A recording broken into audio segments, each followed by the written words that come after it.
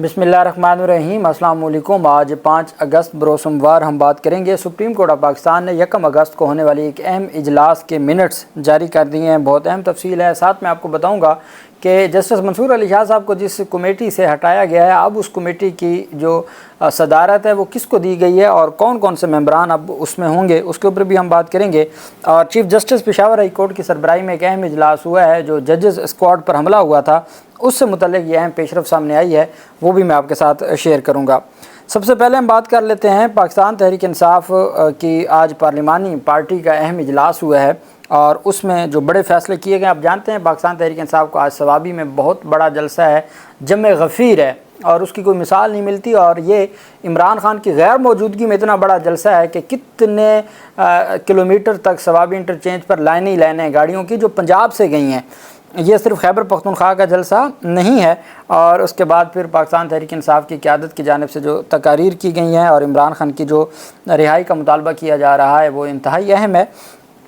पाकिस्तान तहरीक इंसाफ और सुन्नी इत्तेहाद कौंसिल की पार्लिमानी पार्टी का मुश्तरका इजलास इस्लामाबाद में हुआ, जिसमें अहम फैसले किए गए। पार्लिमानी पार्टी के इजलास में इमरान खान की कैद को 1 साल गुजरने की मजम्मत करते हुए पार्टी के असीरान के अहल खाना से मुकम्मल यकजहती की इस्तदा की गई है और कहा गया है कि मुकम्मल हम उनके साथ इजहार यकजहती करते हैं। इजलास में फैसला किया गया कि अरकान पार्लियामेंट को दी जाने वाली धमकियों पर ऐवान में करारदाद पेश की जाएगी। अरकान ने कहा कि इमरान खान और दीगर रहनुमाओं पर दर्ज मुकदमात के ठोस सबूत नहीं हैं। कारकुनान की कैद नाहक पाकिस्तान में इंसाफ के साथ खुली ज़्यादती है। इसके अलावा पार्लिमानी पार्टी के इजलास में PTI कारकुनान और अरकान पार्लियामेंट की जबरी गुमशुदगियों की शदीद मजम्मत की गई है। ये आज अहम इजलास हुआ पार्लिमानी पार्टी का और उसमें ये करारदाद मंजूर की गई है। दूसरी तरफ अहम पेशरफ सामने आई है। Islamabad high court bar association की जानिब से एक अहम मामला सामने आया है और वो चीफ जस्टिस काजी फैज़ल साहब की सरबराही में जो बेंच है जिसने मुबारक सानी फ़ैसले की रिव्यू पिटीशन का फ़ैसला जारी किया है। अब मुबारक सानी फ़ैसले पर पहले सुप्रीम कोर्ट बार एसोसिएशन ने नज़र सानी का मुतालबा किया था और अब Islamabad high court bar association ने भी नज़र सानी का मुतालबा कर दिया। Secretary Islamabad high court bar association शफकत तारड़ की जानिब से जारी करदा अलामिया में सुप्रीम कोर्ट के फ़ैसले पर तशवीश का इजहार किया गया है। Islamabad high court bar association और वकला ने फ़ैसले पर अपना इजहार राय देते हुए कहा कि मुबारक सानी के इस फ़ैसले से आईन पाकिस्तान और अक़ीदा ख़त्म नबूवत को नुकसान पहुँचा। सुप्रीम कोर्ट हालिया फ़ैसले पर नज़रसानी करके उसे दुरुस्त करे। सुप्रीम कोर्ट बार एसोसिएशन की जानिब से पहले ये मुतालबा किया गया और अब Islamabad high court bar association की जानिब से ये मुतालबा सामने आया है। और अब देखना ये है कि ये जो सारा मामला है उसके ऊपर जो मुअज़्ज़ज़ सुप्रीम कोर्ट ऑफ पाकिस्तान है, अब तो वैसे भी एक बेंच बन चुका है जो इन तमाम मुकदमात को शरीयत अपलेट bench supreme court of Pakistan का हो सकता है कि ये रिव्यू पिटीशन भी शरीयत अपलेट बेंच में चली जाए। वहाँ पर उस बेंच में 3 उलमा कराम भी होते हैं सीनियर, और देखते हैं कि ये मामला फिर आगे कैसे चलता है। एक और अहम पेशरफ्त हुई, आपको याद होगा मोहसिन अख्तर कियानी साहब ने एक 2.5 साल बच्ची की बादियाबी से मुतल्लिक उनके वालिद के ख़िलाफ़ एक फ़ैसला जारी किया था और अदालत ने कहा था कि आप उसको वालिद जो 3 महीने से 2.5 साल की बच्ची वालदा से दूर गायब करके बैठा है उसके ख़िलाफ़ मुकदमा दर्ज करके उसको गिरफ़्तार करें। उसके नाकाबिल ज़मानत वारंट गिरफ़्तारी जारी किए थे और साथ अदालत ने हुक्म जारी किया था कि मोहसिन अख्तर कियानी साहब ने कि अगर वो नहीं मिलता तो इनकी पूरी फैमिली के पासपोर्ट और शनाख्ती कार्ड ब्लॉक करें, ताकि इनको पता होता है ये साउथ एशिया है और यहाँ पर फैमिली मैटर्स में फैमिली को पता होता है कि वो कहाँ है। 2.5 साल बच्ची है, उसकी जान को ख़तरा है, वो माँ के बगैर कैसे रह सकती है। उस पर आज जस्टिस मियाँ गुल हसन औरंगज़ेब साहब ने समाअत की, चूँकि मोहसिन अख्तर कियानी साहब तशरीफ़ ले गए छुट्टियों पे, तो उस पर मियाँ गुल हसन औरंगज़ेब ने रिमार्क दिए कि आज उस मुलज़िम को गिरफ़्तार करके अदालत में पेश किया गया। जस्टिस मियाँ गुल हसन औरंगज़ेब साहब ने रिमार्क दिया कि झूठ मत बोले, मेरे पास यहाँ से सीधा जेल भिजवाने का अख्तियार है। तलाक के बाद साबिका शोहर की जानिब से 2.5 साल बच्ची छीने जाने के खिलाफ बच्ची की वालदा की दरख्वास्त पर समाअत हुई। मियाँ गुल हसन औरंगज़ेब साहब ने समाअत की। दौरान समाअत अदालती हुक्म पर पुलिस ने बच्ची के वालिद अफजल महमूद नामी मुलज़िम को अदालत में पेश कर दिया। अदालत ने अफजल महमूद से इस्तफसार किया कि बच्ची कहाँ है। अफजल महमूद ने जवाब दिया कि मेरे इल्म में नहीं है कि बच्ची कहाँ है। जस्टिस मियाँ गुल हसन औरंगज़ेब साहब ने कहा कि अदालत के साथ ऐसा मत करें, झूठ मत बोलें, हमने बच्चे बैरून मुल्क से भी मंगवा लिए हैं, क्यों बच्ची का मुस्तकबिल आप तबाह कर रहे हैं। बच्ची पर आपका भी हक है, लेकिन फैमिली कोर्ट से रजू करें, खुदा का खौफ करें, क्यों बच्ची को आप ज़िंदगी दौर पे लगा रहे हैं माँ से दूर रख के। افضل محمود نے کہا کہ جس وقت یہ بتا رہے ہیں میں نے بچی اور اس سے اس کے دفتر کے باہر اتارا تھا، اس کے بعد علم نہیں ہے۔ وکیل درخواست گزار نے کہا کہ 6 جون 2024 کو ٹرائل کورٹ سے عدم پیشی پر درخواست خارج ہوئی جو انہوں نے خود فائل کی تھی۔ افضل محمود نے کہا کہ 10 مئی 2024 کو ان دونوں کو اپنی گاڑی میں ان کے گھر سے اٹھا کر دفتر چھوڑا، میں نے وکیل کو فون کر کے کسٹڈی کا دعویٰ فائل کروایا۔ جسٹس میاں گل حسن اورنگزیب نے کہا کہ آپ کو وقت دیتا ہوں، بیٹھ کر سوچ لیں، میرے پاس یہاں سے سیدھا جیل بھجوانے کا بھی اختیار ہے۔ عدالت نے کیس پر فیصلہ محفوظ کر لیا اور عدالت نے کہا کہ ہم اس کے اوپر فیصلہ دیں گے اور ہم اگر آپ کو یہاں سے جیل بھجوانا پڑا ہم جیل بھجوائیں گے۔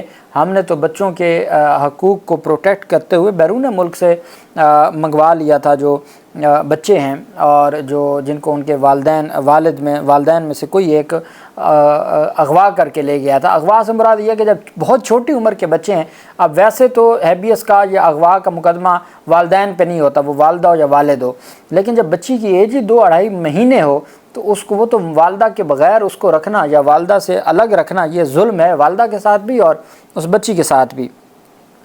دوسری طرف آپ جانتے ہیں کہ ڈیرہ اسماعیل خان ٹانک میں ججز اسکواڈ پر حملہ ہوا تھا، 3 سینئر ججز تھے اور اس میں حملہ ہوا جس میں 2 پولیس والے زخمی ہو گئے تھے، 2 پولیس والے شہید ہو گئے تھے اور 3 پولیس والے زخمی ہوئے تھے۔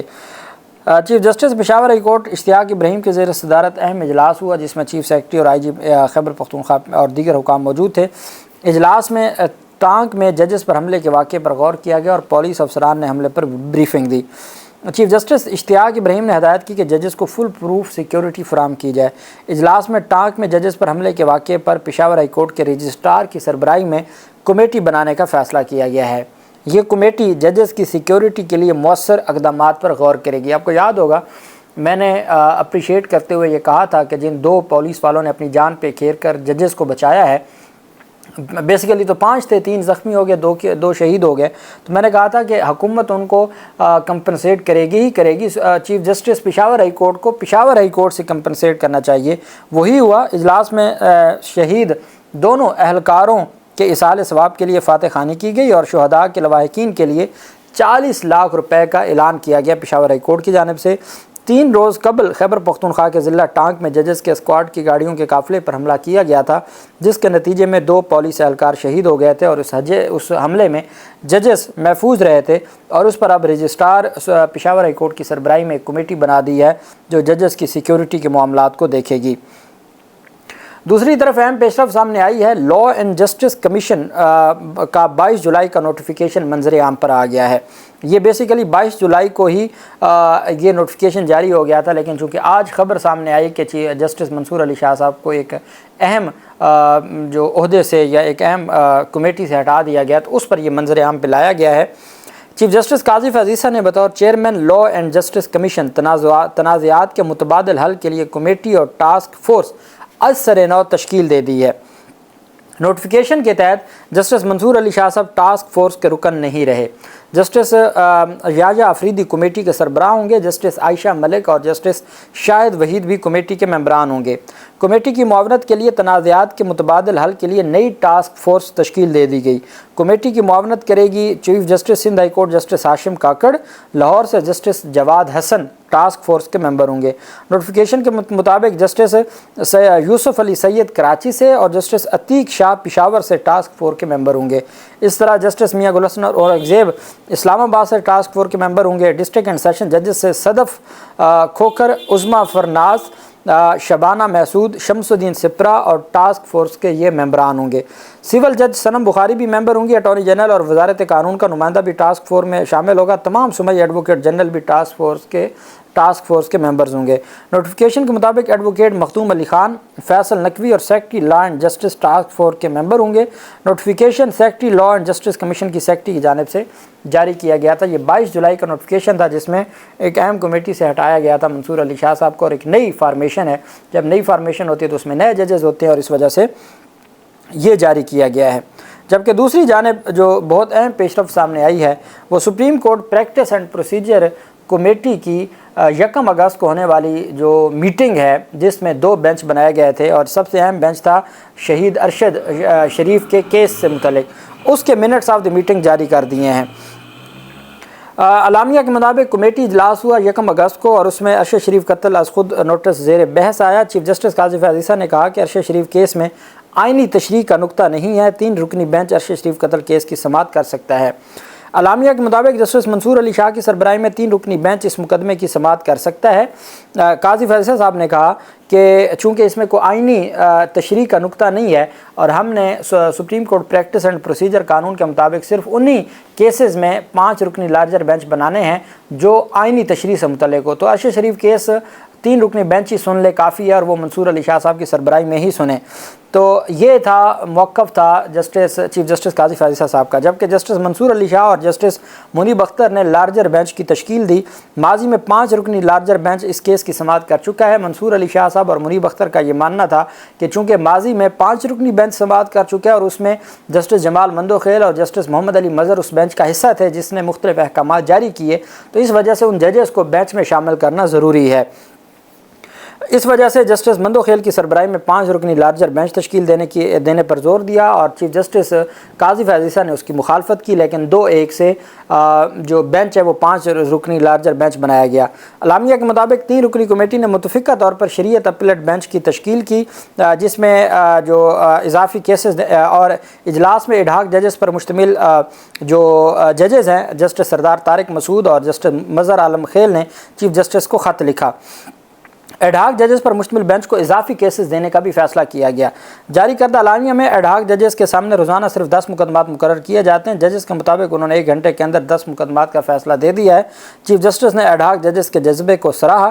اجلاس میں 5 اگست سے 6 ستمبر تک کے ڈیوٹی روسٹر کی بھی منظوری دی گئی ہے اور ایڈہاک ججز کو دن میں 10 کیسز نمٹانے ہوتے تھے، انہوں نے کہا جی ہم تو 1 گھنٹے میں 10 کیسز ختم کر دیتے ہیں، تو اب ان کو مزید کیسز دینے کی بھی منظوری دی گئی ہے۔